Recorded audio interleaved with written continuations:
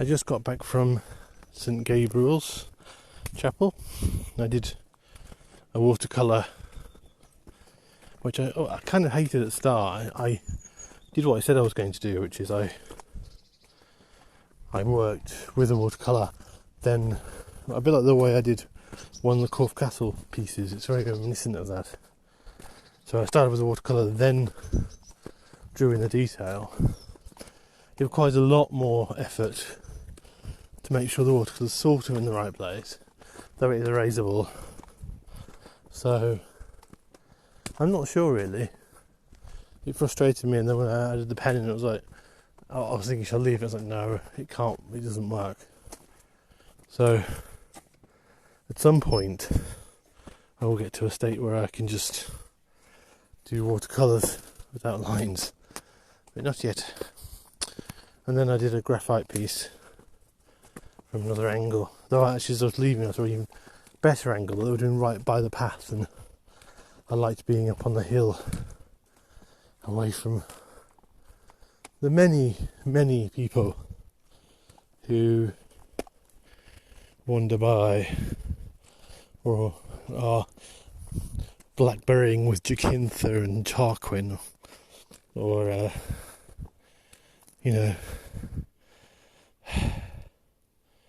sort of having a piss in the bushes. That was happening as well, and I was on the other side of those bushes. They're like, look out for anyone. And I'm being the disembodied voice and saying, well, there is someone behind the bushes. I don't know if they heard me, but it's quite funny. Being the voice of God. But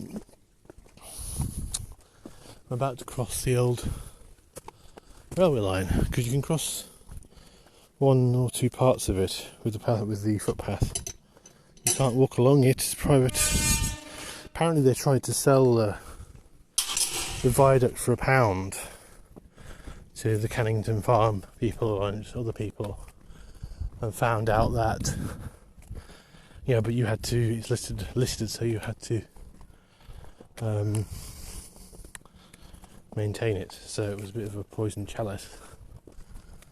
Evening.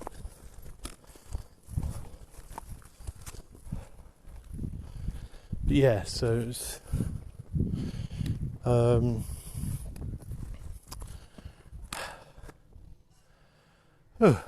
get my breath back. Yes, no, I did a few good pieces. I think it reminded me of Corfe Castle in a way, that way of working. And weirdly, churches and chapels have come up quite a lot, not intendedly in this trip.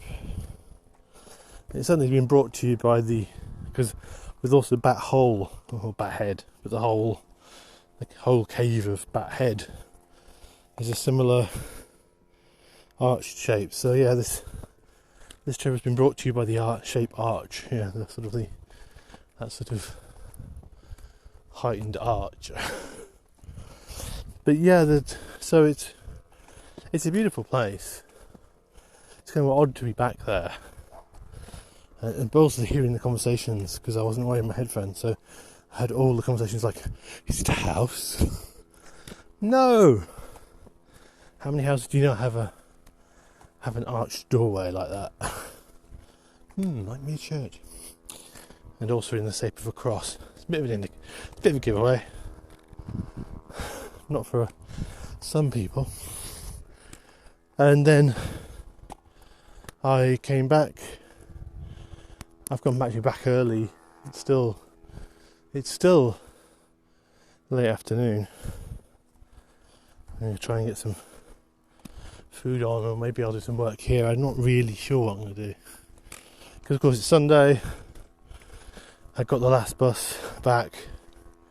Annoyingly, I got back to the bus stop a few minutes after the previous one had gone, because I left lots of time, and it turned out that you can actually get, like, if you get up the trackway, although it's a one long walk up a hill, so those 80 metres is pretty much a continuous incline, which is a bit exhausting.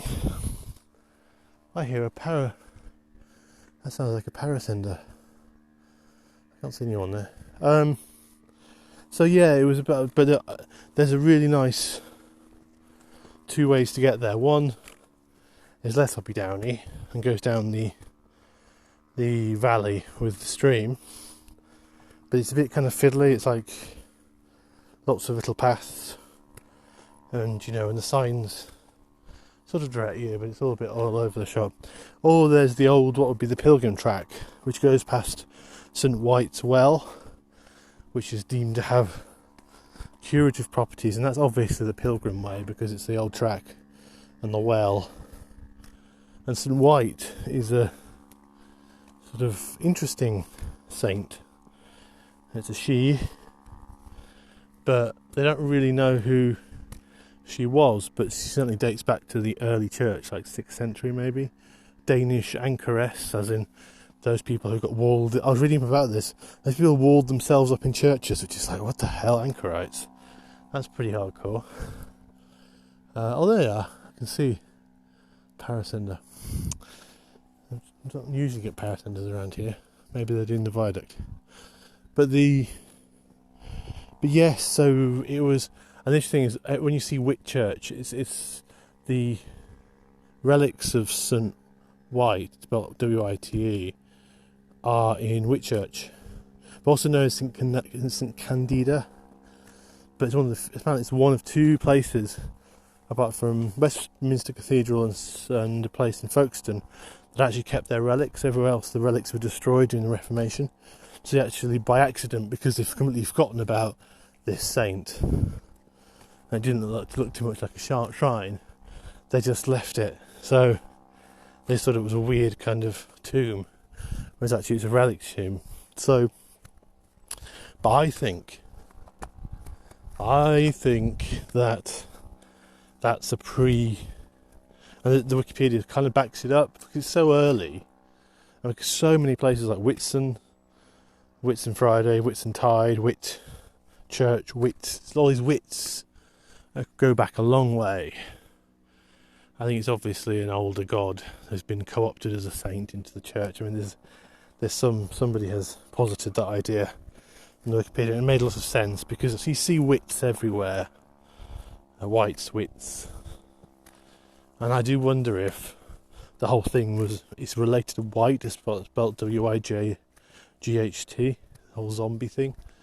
Because the reason why I say that, we can't get around this way. I was wondering if we could follow the track round. Doesn't look like we can. I'll go my usual way. I was wondering if we could actually follow the other side of the. There seemed to be a bit of a desire path. You can actually walk along some of the, not officially, but some of the old bed track, because the footpath here crosses it, but that part isn't gated. But actually, you can meet a gate at the other end. There's a sign saying it's your own, danger, keep out. Apparently, I've not been up there, but similarly across the viaduct they're gated, and it's private property. So yes, but yeah, the whole wit thing is very interesting. So I suspect an older, because that's what happened to those older Celtic gods, like Easter. Eostra, they quite often got made into saints, so there's a possibility it's a mother goddess. But I do wonder if, because the Wight, W-I-G-H-T, is very old as well, and spelt W-I-T-E, so similar, I do wonder whether Wight or Witter or whatever is actually that her special power was to be reincarnated when dead, because if she was an anchoress, she was probably, walled up inside of a church. I'm just going over a style. Excuse me. She was walled up in a sort of not a style. She was walled up in a church, which is what anchorites were done. They were literally walled up into churches.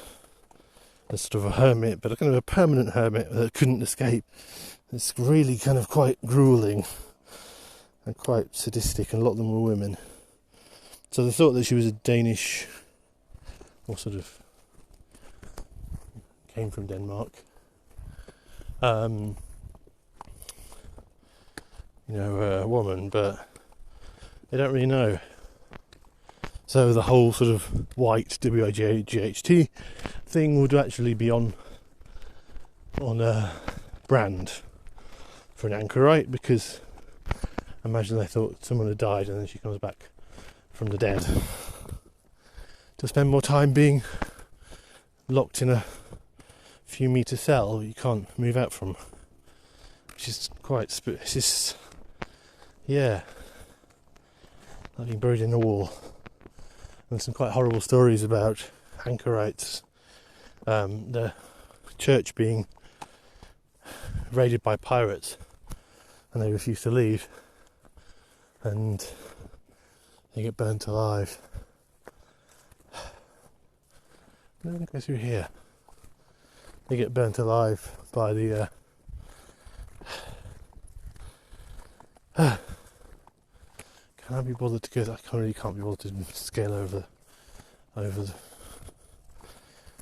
There's a way in the campsite where you can jump over a gate at the back, but it's just exhausting. So I'm probably just gonna go the usual way if I can get through this field, which I think I can. Anyway, I'll speak to you soon.